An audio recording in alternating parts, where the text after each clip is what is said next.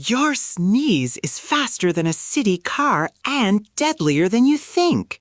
When you sneeze, your body releases thousands of tiny droplets that blast out at up to 160 kilometers per hour. These droplets can travel up to 8 meters, longer than a small room. That's why sneezes spread germs so easily, carrying bacteria and viruses through the air. So next time you sneeze, cover your mouth. You're basically launching a germ missile.